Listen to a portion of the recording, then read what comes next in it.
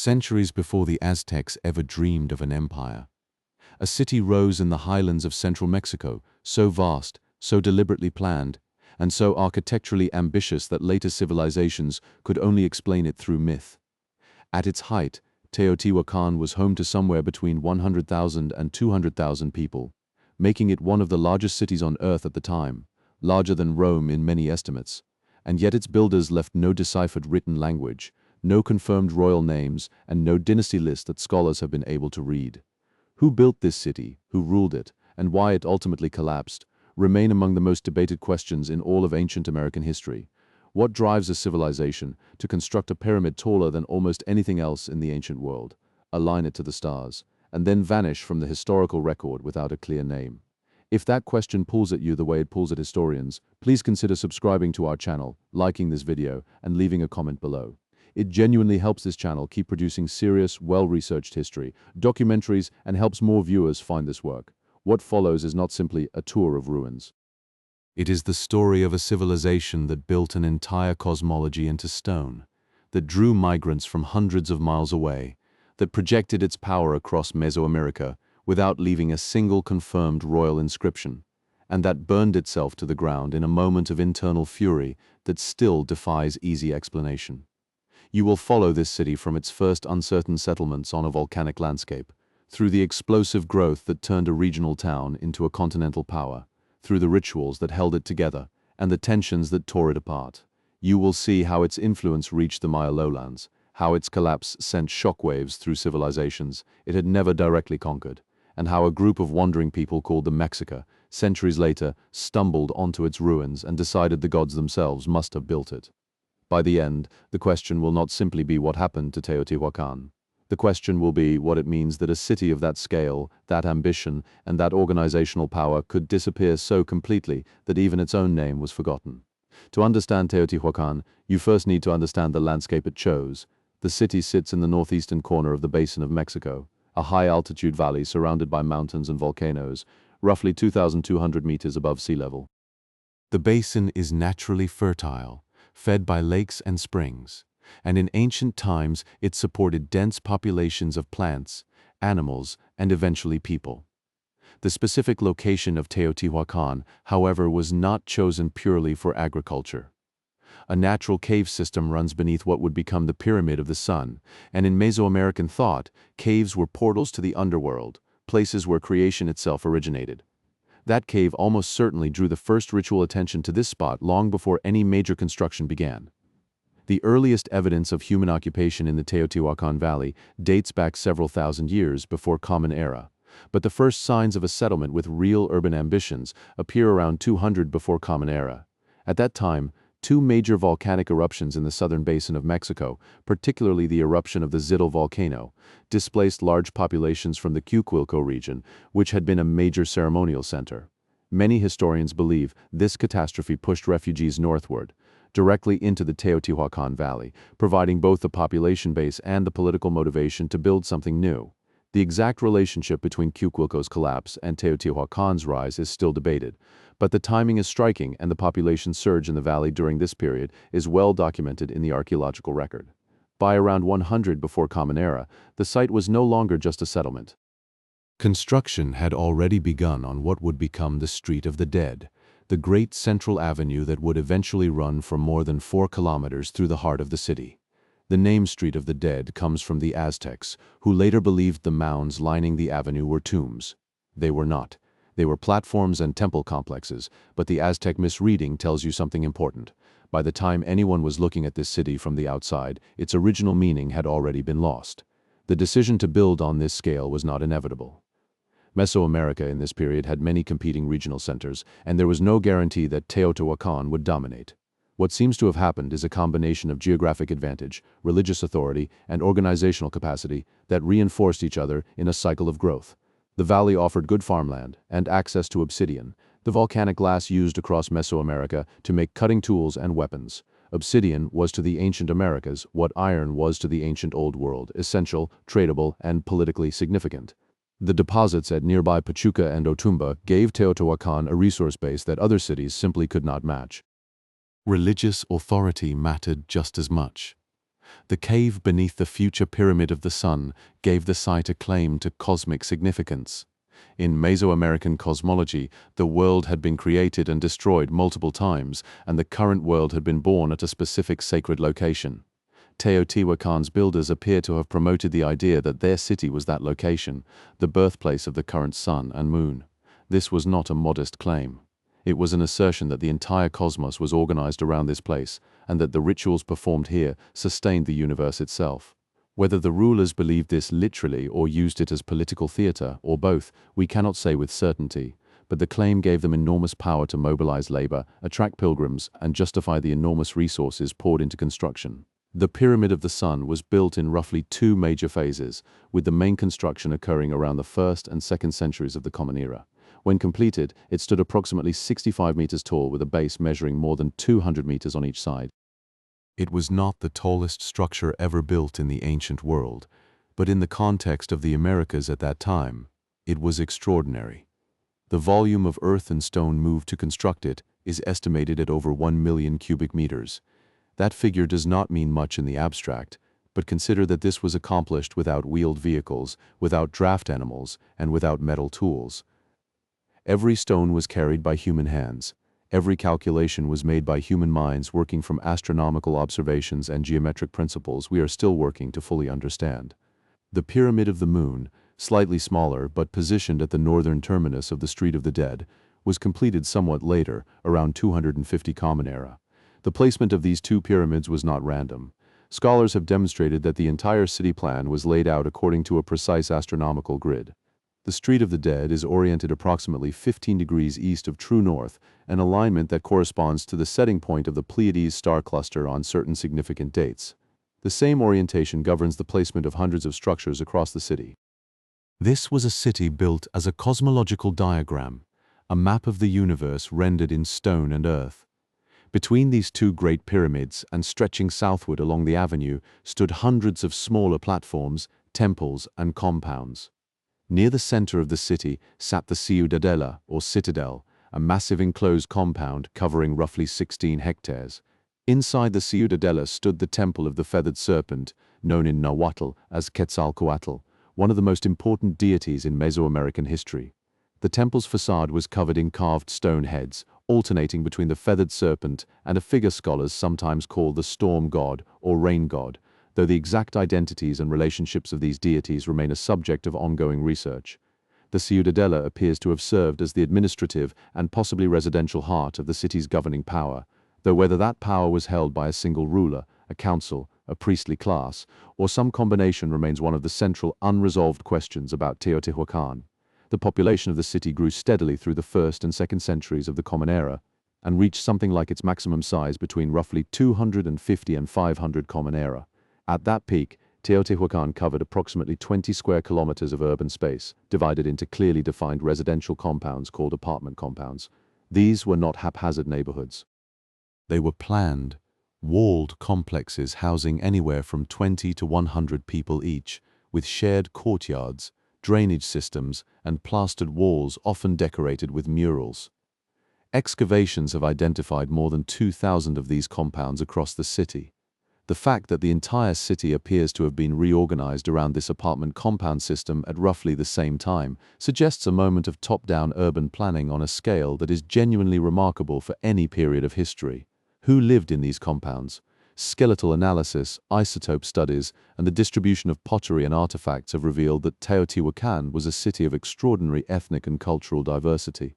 Distinct neighborhoods housed people whose material culture, burial practices, and even genetic ancestry connected them to the Oaxacan highlands, the Gulf Coast lowlands, the Maya regions, and other parts of Mesoamerica. One neighborhood in the western part of the city, sometimes called the Oaxacan barrio, shows clear evidence of Zapotec cultural practices maintained over multiple generations. Another area shows strong connections to the Gulf Coast Totonac tradition. This was not a city of one people. It was a city that drew in, organized, and apparently integrated populations from across a vast geographic range. The mechanism of this integration is fascinating and still not fully understood.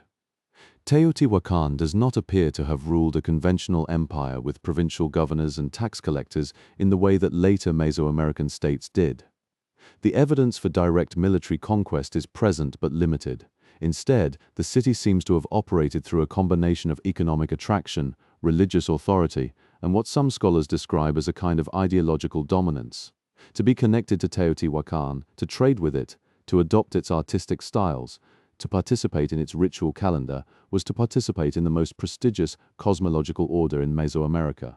That kind of soft power can be more durable than military force, and it can reach further. The obsidian trade was the economic backbone of this influence. Teotihuacan controlled production and distribution of obsidian tools across a huge portion of Mesoamerica. Workshops within the city produced blades and projectile points in enormous quantities, and these goods moved through trade networks that extended from the American Southwest in the north to the Maya lowlands in the south. Wherever Teotihuacan obsidian appeared, Teotihuacan style, Teotihuacan symbols, and Teotihuacan cosmological ideas tended to follow. Trade and ideology moved together. The city also produced distinctive green obsidian from the Pachuca source, which had a particular prestige value. Green obsidian objects appear at elite sites across Mesoamerica in contexts that suggest they were not simply tools but status markers, gifts, and ritual objects. The distribution of green obsidian is one of the clearest archaeological signatures of Teotihuacan's reach. Pottery production was another major industry. The thin orange ware produced in the Teotihuacan region, a distinctive ceramic with a smooth surface and characteristic color, appears at sites hundreds of kilometers away. Its presence at a site is often taken as evidence of contact with Teotihuacan's trade network. The scale of ceramic production within the city was industrial by ancient standards, with specialized workshops turning out standardized goods for export. But what about the rulers? This is where the mystery deepens in a way that is genuinely unusual for a city of this scale and sophistication. Almost every other major ancient civilization, from Egypt to Mesopotamia to China to the Maya, left behind royal monuments, king lists, or inscriptions naming their rulers and celebrating their deeds. Teotihuacan left almost none of this. The murals that survive in such abundance across the city's apartment compounds and temples are filled with ritual imagery, processions of figures, gods, animals, and symbolic patterns, but they are almost entirely impersonal. There are no scenes of a named ruler defeating a named enemy. There are no royal genealogies carved in stone. This absence is so striking that scholars have debated whether Teotihuacan had a conventional kingship at all. Some researchers have proposed that the city was governed by a council of elites rather than a single hereditary monarch, a form of collective or corporate governance that would be unusual in the ancient world but not without parallels. Others argue that kingship did exist but was expressed differently here, embedded in ritual and cosmological performance rather than personal glorification. The Ciudadela and the Temple of the Feathered Serpent may have been the seat of royal power, but the ruler, if there was one, apparently chose not to put their face and name on the city's monuments. One piece of evidence that has shifted this debate significantly came from excavations beneath the Temple of the Feathered Serpent in the 1980s and 1990s. Researchers found a mass burial of more than 200 individuals, most of them adult males wearing military regalia, including projectile points and obsidian blades. The burials were arranged in groups corresponding to numbers of cosmological significance, and many of the individuals appeared to have had their hands bound behind their backs. This was almost certainly a dedicatory sacrifice performed at the time the temple was built, sometime around 200 Common Era. The scale of this sacrifice and the precision of its arrangement points to a ruling power capable of mobilizing enormous violence in service of a cosmological program. Whether that power was held by one person or a group, it was formidable. The Temple of the Feathered Serpent itself was later deliberately defaced. At some point, probably in the 3rd or 4th century of the Common Era, the elaborate carved facade of the temple was covered over by a new platform built directly in front of it, hiding much of the decoration. This was not an accident or the result of later construction priorities. It appears to have been a deliberate act of erasure. Some scholars interpret this as evidence of a political revolution within the city, a moment when the faction associated with the feathered serpent cult was overthrown or diminished, and a new governing order, perhaps more collective, perhaps less focused on individual royal power, took control.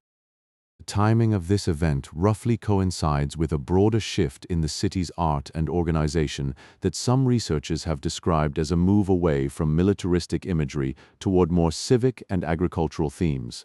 Whether this internal political shift was peaceful or violent, it did not slow the city's growth.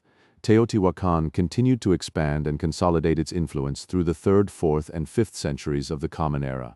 It was during this period that the city's reach into the Maya world became most dramatic and most consequential. The Maya lowlands in the 4th century were a world of competing city-states, each with its own dynasty, its own patron gods, and its own political ambitions. Two of the most powerful were Tikal, in what is now northern Guatemala, and Calakmul, its great rival. Into this world, Teotihuacan projected itself in a way that left permanent marks on Maya history. The clearest evidence comes from Tikal, where inscriptions record a pivotal event in 378 Common Era. A figure named Siaj-Kak, whose name translates roughly as "fire is born," arrived at Tikal on the same day that the existing king died. Shortly afterward, a new king was installed, one who appears to have had direct connections to Teotihuacan through his imagery, his name, and his political affiliations. This event, sometimes called the Entrada or entry, has been interpreted in various ways. Some scholars see it as a military conquest, with Teotihuacan-backed forces imposing a new dynasty on Tikal. Others argue it was more of a political alliance or a coup supported by Teotihuacan-connected elites already present in the Maya region. The figure of Siaj-Kak may have been a military commander, a diplomatic envoy, or something in between. What is clear is that after 378 Common Era, Tikal's art, architecture, and political imagery show strong Teotihuacan influence, and this influence rippled outward to other Maya sites as well. Teotihuacan-style warrior imagery, goggle-eyed figures associated with the storm god, and architectural features echoing the talud tablero style of Teotihuacan all appear across the Maya world in the decades following this event. The talud tablero style deserves a moment of explanation because it became one of the most widespread architectural signatures of Teotihuacan's influence. In this system, a sloping lower section, the talud, is topped by a vertical rectangular panel, the tablero. This alternating pattern was applied to the facades of platforms and pyramids across Teotihuacan and was then adapted, and reinterpreted by cultures across Mesoamerica. Seeing this style at a site hundreds of kilometers from Teotihuacan is a strong indicator of connection to the city's cultural orbit. Back in the Basin of Mexico, the city in the 4th and 5th centuries was at the height of its organizational complexity. The apartment compound system was fully established. Specialized craft workshops occupied defined districts. The ritual calendar governed daily life, agricultural cycles, and the great public ceremonies performed along the Street of the Dead. The city's population was fed partly by intensive agriculture in the valley, including irrigation systems and raised field cultivation, and partly by tribute and trade goods flowing in from a wide hinterland. One of the most striking features of daily life in Teotihuacan, as revealed by archaeology, is the relative material equality visible across the apartment compounds. While some compounds were clearly wealthier than others, the range of variation is notably smaller than in many other ancient cities. The poorest compounds still had plastered floors and access to drainage. The wealthiest had elaborate murals and finer goods, but they were not palaces on a different order of magnitude from the rest of the city. This suggests either a governing ideology that deliberately distributed resources more broadly, a strong craft and merchant class with real economic independence, or simply a labor market tight enough that workers could negotiate decent conditions. Probably all three factors played a role. The murals of Teotihuacan are among the most remarkable artistic achievements of the ancient Americas. Painted in vivid mineral pigments on plastered walls, they cover surfaces in apartment compounds, temples, and administrative buildings across the city. The imagery is almost always ritual and symbolic rather than narrative. Jaguars prowl through stylized landscapes. Feathered serpents emerge from shells. Figures in elaborate costumes scatter droplets that may represent water, blood, or seeds. The storm god, with his characteristic goggle eyes and fanged mouth, appears repeatedly. The great goddess, a figure of fertility and earth whose identification and exact nature are still debated, presides over scenes of abundance. What these murals do not show is equally significant. They do not show wars being won. They do not show rulers receiving tribute from kneeling captives. They do not show the kind of personal glorification that dominates the art of the Maya, the Aztecs, and many other Mesoamerican traditions. Whether this reflects a genuine political philosophy of collective identity or simply a different set of artistic conventions is a question that cannot yet be answered with certainty. But the consistency of this approach across thousands of murals spanning centuries suggests it was a deliberate choice, not an accident. by around 500 Common Era, Teotihuacan was still the dominant power in Mesoamerica, but there are signs that the pressures sustaining that dominance were beginning to shift. The city's population may have been approaching the upper limits of what the local agricultural system could support. Climate data from lake sediments in the Basin of Mexico suggests that the period between roughly 500 and 600 Common Era included episodes of reduced rainfall, which would have stressed agricultural production. Long-distance trade networks that had fed the city's economy were also changing, as regional powers in the Maya world and elsewhere began asserting greater independence. Internal tensions may have been building as well. A city of 100,000 or more people, governed by a system whose exact nature we still do not understand, managing a multi-ethnic population with competing interests, sustaining an enormous ritual and construction program, and distributing resources across a complex economy that is a system with many potential points of failure. Historians disagree about which pressures were most important, but the convergence of environmental stress, economic strain, and possible political crisis in the 6th century created conditions in which something had to give. What happened next is one of the most dramatic and most debated events in Mesoamerican history. Sometime between roughly 550 and 650 Common Era, a large portion of Teotihuacan's civic core was deliberately burned. The evidence is clear and consistent across multiple excavations. The temples, administrative buildings, and elite structures along the Street of the Dead show signs of intense, deliberate fire. The burning was not random. It was focused on the most symbolically and politically significant structures in the city. Residential apartment compounds in other parts of the city show much less evidence of burning. This pattern has led most scholars to conclude that the burning was not the result of an external invasion. A foreign army sacking a city tends to burn everything of value, including residential areas where portable wealth might be stored. The selective targeting of civic and elite structures points instead to an internal uprising, a revolt by the city's own population against its governing class. The people who built the temples and maintained the ritual calendar may have turned on the institutions that had organized, and perhaps exploited, their labor for centuries. This interpretation is supported by additional evidence. Skeletal remains found in some elite contexts show signs of violence consistent with the period of the burning. Offerings and objects associated with elite ritual were deliberately smashed or scattered.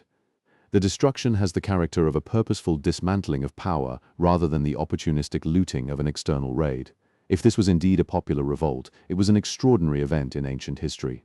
The idea that a city of this scale and organizational complexity could be brought down not by foreign conquest, but by the anger of its own inhabitants gives the story of Teotihuacan a deeply human dimension. Whatever grievances accumulated over generations, whatever inequalities existed beneath the surface of the apartment compound system, whatever the governing class demanded in labor, in sacrifice, in deference, at some point the people of Teotihuacan decided they had had enough. The city did not empty overnight. Population estimates suggest that people continued to live in Teotihuacan for generations after the burning, perhaps as many as 30,000 or 40,000 people remaining into the 7th and 8th centuries. But the civic life of the great city was over. The temples were not rebuilt. The Street of the Dead was no longer maintained. The apartment compound system gradually dissolved. The obsidian workshops fell silent. The trade networks that had connected Teotihuacan to the wider world shifted to other centers. The consequences of Teotihuacan's collapse rippled outward across Mesoamerica in ways that shaped the next several centuries of history. In the Maya world, the removal of Teotihuacan's influence contributed to a realignment of political power.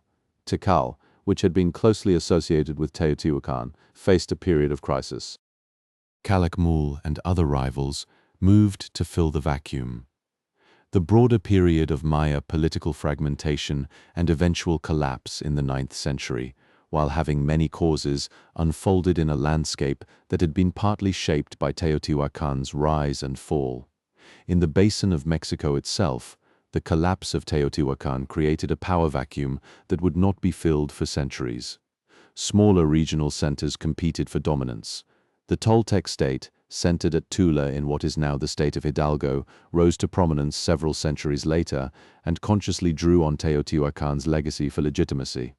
The Toltecs were themselves remembered by the Aztecs as a great civilization, and the chain of memory and myth-making that connected Teotihuacan to the Toltecs to the Aztecs became one of the most important threads in Mesoamerican political thought. The medium-term consequences of Teotihuacan's decline also included a significant dispersal of its population. People who had lived in the city spread outward into the surrounding region, carrying with them craft skills, religious knowledge, and cultural practices that influenced the communities they joined.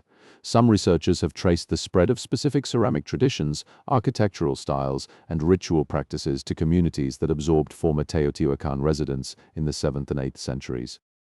The city's death was, in a sense, a seed dispersal. The knowledge and traditions that had been concentrated in one place spread across a wider landscape. The obsidian trade did not disappear with Teotihuacan, but it reorganized. New centers of production and distribution emerged, and the political geography of obsidian access shifted in ways that affected the balance of power among successor states. Control of the Pachuca obsidian source eventually passed to the Toltecs and then to the Aztecs, each of whom understood its economic and political value. For the agricultural communities of the Basin of Mexico, the collapse of Teotihuacan's centralized organization meant both freedom and vulnerability. Without the city's administrative apparatus managing irrigation, storage, and distribution, local communities had to develop or redevelop their own systems. The centuries between Teotihuacan's collapse and the rise of the Aztec state in the 14th and 15th centuries were a period of significant political experimentation in the basin, with various city-states rising, competing, forming alliances, and collapsing in patterns that eventually produced the conditions for Aztec expansion. One of the deeper consequences of Teotihuacan's collapse was ideological. The city had been the center of a cosmological system that organized time, space, ritual, and political authority across a vast region. When that center fell silent, the cosmological questions it had answered did not go away. Who maintained the sun?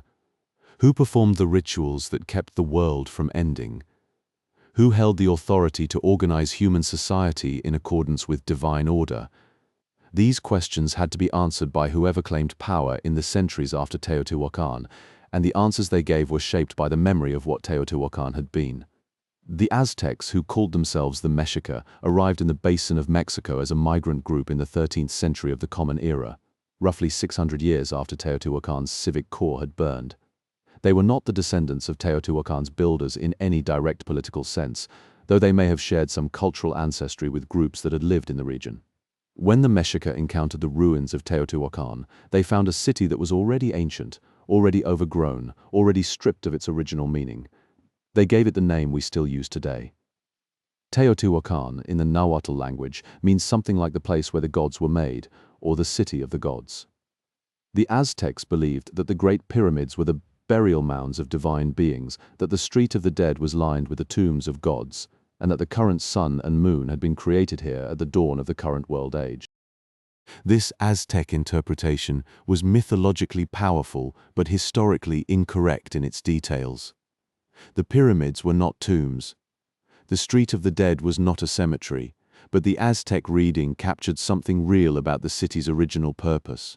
Teotihuacan had indeed been built as a cosmological center, a place where the relationship between humanity and the divine was enacted and maintained through architecture, ritual, and sacrifice. The Aztecs were not entirely wrong to see it as the place where the gods were made. They were simply reading an ancient text in a language they had only partially inherited. The Aztecs incorporated Teotihuacan into their own political mythology in ways that served their imperial ambitions. By claiming a connection to the city's cosmic authority, by performing rituals at its temples, by collecting objects from its ruins as sacred relics, the Aztec state positioned itself as the legitimate heir to Teotihuacan's divine mandate. The feathered serpent, one of the central figures of Teotihuacan's iconography, became Quetzalcoatl in the Aztec tradition, one of the most important and complex deities in the Mesoamerican pantheon. The storm god of Teotihuacan became connected to Tlaloc, the Aztec rain god. The cosmological framework that Teotihuacan had built over centuries was absorbed, reinterpreted, and put to work in service of a new empire. The Spanish conquest in the 16th century brought a different kind of encounter with Teotihuacan's legacy. The Spanish missionaries who accompanied the conquistadors were deeply interested in understanding indigenous religion in order to suppress it, and their accounts of Aztec beliefs about Teotihuacan are among the earliest written descriptions of the site. Fray Bernardino de Sahagún, the Franciscan friar who compiled the encyclopedic record of Aztec culture known as the Florentine Codex in the mid-16th century, recorded Aztec traditions about Teotihuacan, including the belief that it was where the gods gathered to create the sun and moon. These accounts, filtered through Aztec memory and Spanish translation, are valuable but require careful handling since they reflect what the Aztecs believed about Teotihuacan rather than what the original builders intended. Serious archaeological investigation of Teotihuacan began in the late 19th century, when Mexican scholars and government officials recognized the site's national and historical significance. The early excavations were largely focused on the Great Pyramids and the Street of the Dead, and they produced dramatic results but also significant damage to the stratigraphic record. The reconstruction of the Pyramid of the Sun in the early 20th century, led by the archaeologist Leopoldo Bartres between 1905 and 1910, was later criticized for removing original material and adding modern concrete in ways that altered the structure's appearance.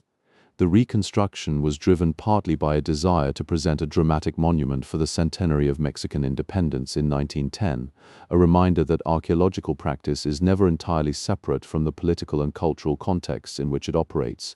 The 20th century brought more systematic and scientifically rigorous investigation. The Teotihuacan Mapping Project, led by the American archaeologist René Milon, beginning in the 1960s, produced the first comprehensive map of the entire city, identifying more than 2,000 structures across 20 square kilometers. This project transformed scholarly understanding of Teotihuacan by revealing the full extent of the city's planned organization and the complexity of its residential system. Milon's work made clear that Teotihuacan was not simply a ceremonial center with a few monumental buildings, but a fully realized urban environment of extraordinary scale and planning. Subsequent decades brought increasingly sophisticated techniques to bear on the site. Isotope analysis of human bones revealed the geographic origins of the city's residents. Residue analysis of ceramics identified the foods and substances they contained. Remote sensing technology, including ground-penetrating radar and laser-based imaging systems, revealed buried structures and tunnels beneath the surface. One of the most significant recent discoveries came in 2003 when a tunnel was found running beneath the Temple of the Feathered Serpent. Excavation of this tunnel, led by the Mexican archaeologist Sergio Gómez Chávez, took more than a decade and revealed a remarkable underground space filled with thousands of ritual objects, liquid mercury, pyrite mirrors, rubber balls, jaguar bones, and sculptures, all arranged with evident symbolic intention. The tunnel appears to have been constructed and used for ritual purposes, possibly representing a symbolic underworld or cave of creation, and then deliberately sealed, perhaps at the same time the temple facade was covered over. The mercury discovery was particularly striking. Liquid mercury does not occur naturally in the Teotihuacan Valley. It had to be brought from distant sources, possibly from the Oaxacan highlands or from sites further afield. The quantity found in the tunnel was substantial, and its arrangement suggested it was meant to simulate a body of water, perhaps the primordial sea from which creation emerged in Mesoamerican cosmology. The logistical and economic effort required to transport liquid mercury over hundreds of kilometers and deposit it in a sealed underground chamber is a measure of how seriously the city's governing power took its cosmological program. At the far end of the tunnel, excavators found a chamber containing what may be the most significant undisturbed ritual deposit ever found at Teotihuacan. The objects included greenstone figurines, pyrite discs, wooden objects preserved by the dry conditions, seeds, and animal remains. The chamber has been interpreted as possibly representing the place of creation itself, the symbolic cave from which the gods and the current world age emerged. Whether a ruler was ever buried here, as some early speculation suggested, remains uncertain. No clearly royal burial has yet been confirmed at Teotihuacan, which continues to set it apart from virtually every other major ancient civilization. The question of Teotihuacan's ethnic and linguistic identity is one that scholars continue to debate. The city's builders did not leave a deciphered writing system, so we cannot read their own accounts of who they were. Various proposals have been made over the decades, including suggestions that the city's founders were Proto-Nahua speakers, ancestors of the people who would later speak the Nahuatl language of the Aztecs, or that they were Totonac speakers from the Gulf Coast, or that they were a distinct population that has no clear modern linguistic descendants. The most current scholarship tends to favor a multi-ethnic model in which no single linguistic group dominated, consistent with the archaeological evidence for diverse residential neighborhoods. The city may have been built and run in multiple languages, held together by a shared ritual system and economic integration rather than ethnic unity. This multi-ethnic character is one of the things that makes Teotihuacan genuinely unusual in the ancient world. Most ancient empires and city-states were built around a core ethnic or linguistic identity, even when they incorporated diverse populations. Teotihuacan seems to have organized itself around something more abstract, a cosmological program, an economic system, and a ritual calendar that could accommodate people of different origins. Whether this was a deliberate policy or simply the pragmatic result of needing to attract labor and talent from wherever it was available, the outcome was a city that looked different from most of its contemporaries. The ritual calendar itself deserves more attention than it often receives in popular accounts of Teotihuacan. Mesoamerican civilizations shared a complex calendrical system involving two interlocking cycles, a 260-day ritual calendar and a 365-day solar calendar. The combination of these two cycles produced a larger cycle of approximately 52 years, which was treated as a major cosmic unit. Teotihuacan's architecture and urban planning show evidence of being aligned to this calendar system, and the great public ceremonies performed along the Street of the Dead were almost certainly organized according to its rhythms. The calendar was not simply a way of tracking time. It was a cosmological map that told people where they were in the cycle of creation and destruction, what rituals were required to maintain the world's stability, and what the gods demanded at each moment. The relationship between the calendar and political authority at Teotihuacan is something scholars are still working to understand. In later Mesoamerican cultures, control of the calendar was closely tied to priestly authority and royal legitimacy. The ruler who could correctly interpret the calendar and perform the required rituals was the ruler who kept the world from ending.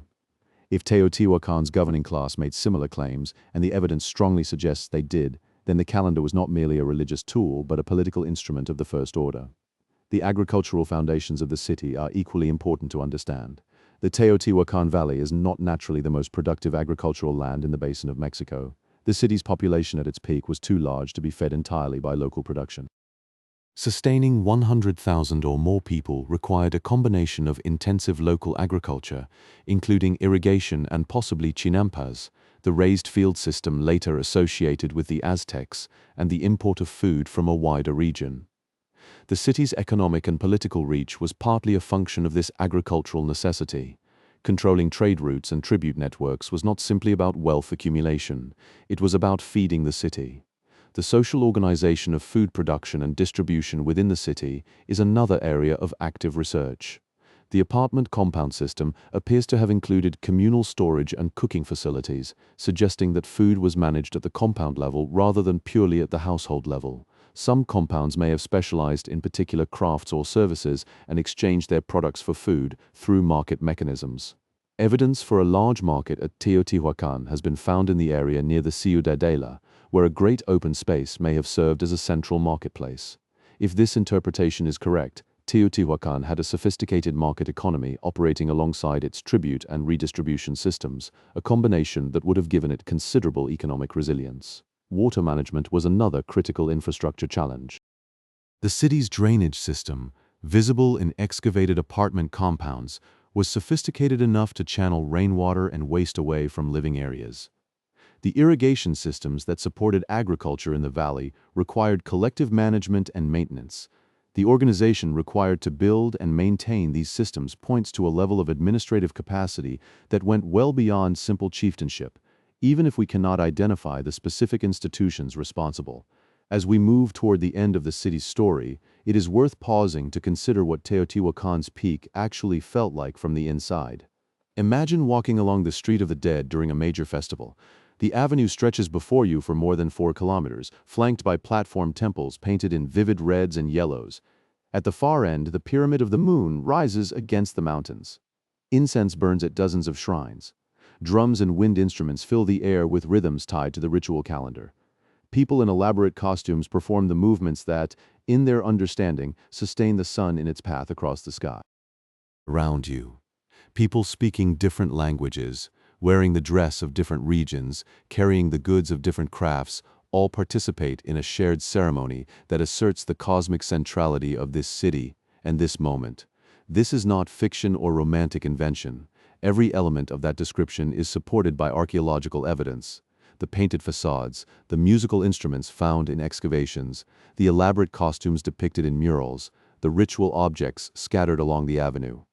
What we cannot know is the inner experience of the people who lived it, whether they believed in the cosmological claims of their rulers with complete conviction, or with private skepticism, or with the complex mixture of faith and doubt that characterizes most human religious experience, is something the stones cannot tell us.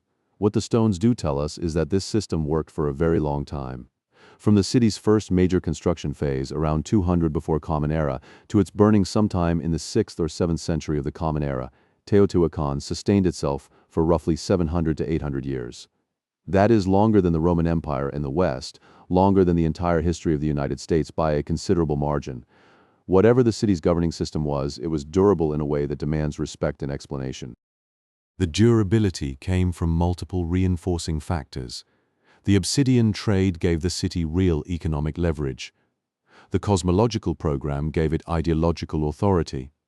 The apartment compound system gave it social stability by distributing resources broadly enough to prevent the kind of desperate inequality that tends to produce rapid social collapse. The multi-ethnic character of the city gave it access to diverse skills, knowledge, and trade connections. And the physical infrastructure of the city, its roads, its drainage systems, its storage facilities, its markets, represented a capital investment that made the city genuinely productive and resilient. But durability is not permanence. Every system that concentrates resources and authority also concentrates resentment. Every cosmological claim that demands labor and sacrifice also risks the moment when the people making the sacrifices decide the returns are not worth the cost. The burning of Teotihuacan's civic core is a reminder that even the most sophisticated ancient systems of governance rested ultimately on the consent, or at least the acquiescence, of the people who sustained them. When that consent was withdrawn, the city of the gods burned. The legacy of Teotihuacan in modern Mexico is profound and multi-layered. The site is now a national monument and one of the most visited archaeological sites in the world, drawing millions of visitors each year. It was designated a World Heritage Site by the United Nations Educational, Scientific and Cultural Organization in 1987. For the Mexican state and for Mexican national identity, Teotihuacan represents a point of origin, a demonstration that sophisticated urban civilization existed in Mexico long before European contact. The pyramids appear on Mexican currency and in national iconography. The site is a source of cultural pride that transcends the specific ethnic identities of any particular modern group. The indigenous communities of the Teotihuacan Valley, who have lived in the region continuously since ancient times, have their own relationships with the site that are distinct from both the tourist experience and the scholarly interpretation. Local traditions, craft production, and community memory connect living people to the landscape in ways that archaeological reports and visitor guides often fail to capture. The question of who speaks for Teotihuacan, who has the authority to interpret and represent it, is one that involves scholars, government agencies, local communities, and indigenous rights advocates in ongoing conversations that are not always harmonious. In the world of academic scholarship, Teotihuacan continues to generate new discoveries and new debates at a remarkable rate. The tunnel beneath the Temple of the Feathered Serpent is still being analyzed. New remote sensing surveys are revealing previously unknown structures beneath the city's surface. Isotope studies are refining our understanding of where the city's residents came from and how their diets changed over time. Ancient DNA analysis is beginning to shed light on the genetic relationships between different groups within the city and between the city's population and modern indigenous communities. Each new technique opens new questions as fast as it answers old ones. The debate about Teotihuacan's governance remains unresolved but productive. The absence of clearly identified royal monuments and the evidence for collective organization have led some scholars to describe Teotihuacan as an early example of what they call a hierarchical society, one in which power was distributed across multiple institutions and groups rather than concentrated in a single ruler or lineage. If this interpretation is correct, Teotihuacan represents a genuinely unusual political experiment in the ancient world, a large-scale urban civilization that found ways to organize collective action without the kind of personalized royal authority that dominated most of its contemporaries. Others remain skeptical of this interpretation and argue that the absence of royal monuments reflects a different artistic convention rather than a genuinely different political structure.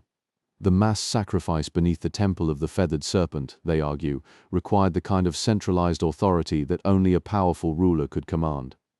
The truth may be that Teotihuacan's governance evolved over its long history, beginning with something closer to royal authority and shifting toward more collective structures after the political crisis of the 3rd or 4th century, when the temple facade was covered over and the militaristic imagery of the early period was suppressed.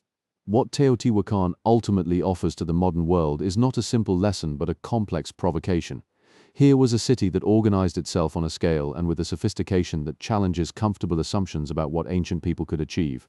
Here was a city that sustained itself for centuries through a combination of economic power, cosmological authority, and social organization that we are still working to understand. Here was a city that collapsed not because it was conquered from outside, but because something broke from within. And here was a city so completely forgotten that the people who came after it could only explain it through myth. The gods did not build Teotihuacan. Human beings built it with their hands, their minds, their faith, and their labor. Human beings also burned it, and human beings have spent the centuries since trying to understand what it meant, what it was, and what its disappearance cost the world. That effort of understanding is itself a kind of monument to the city's enduring power. There is a particular kind of historical vertigo that comes from standing in front of something vast and ancient and realizing that the people who built it had names you will never know, spoke words you will never hear, and understood the world in ways that can only be partially reconstructed from what they left behind. Teotihuacan produces that vertigo more powerfully than almost any other site in the Americas. The pyramids are too large to ignore, the planning is too precise to dismiss. The silence about who did all of this is too complete to fill with easy answers. What the silence teaches, if it teaches anything, is that civilization is more fragile than its monuments suggest, and more varied than its survivors remember. The people of Teotihuacan built structures that have lasted 2,000 years. Their names lasted barely a generation past their city's fall. The Aztecs who came later, who built their own empire and wrote their own histories, were themselves erased from political power within 2 years of Spanish contact. Though their descendants and their cultural legacy survived, every civilization believes, at some level, that it has found the correct way to organize human life, that its cosmology is true, that its monuments will endure. Teotihuacan is a reminder that the cosmos does not confirm any civilization's self-assessment. The sun rises whether or not the ritual is performed. The city of the gods was built by mortals, and it fell to mortal anger, mortal failure, and mortal time. But something did endure. Not the names, not the dynasty, not the specific ritual forms. What endured was the idea that this place was sacred, that something of cosmic importance had happened here, that the landscape itself carried a meaning that later people needed to reckon with. The Aztecs felt it. The Spanish felt it, even as they tried to suppress it. Modern visitors feel it standing at the base of the Pyramid of the Sun, looking up at a structure that human hands built without machines, aligned to the stars without telescopes, and filled with a meaning that has not entirely been lost even after 2,000 years of forgetting. That persistence of meaning, across conquest and collapse and centuries of silence, is perhaps the most human thing about Teotihuacan. We build, we forget, we return. We try to understand what was left behind, and in that effort of return and understanding, we discover something not just about the people who came before us, but about the depth of the human need to make the world meaningful, to align our lives to something larger than ourselves, and to leave a mark that outlasts the hand that made it. If this story of Teotihuacan moved you, challenged you, or made you see the ancient world differently, please leave a comment below and tell us what struck you most. Was it the scale of the city, the mystery of its governance, the drama of its collapse, or the way the Aztecs reimagined its ruins? Your comments help this community grow and help more people find serious, thoughtful history content. Subscribe to the channel if you have not already, and explore the playlist to continue with other deep dive histories of ancient civilizations that shaped the world we live in. The story of humanity is long and strange and endlessly worth following.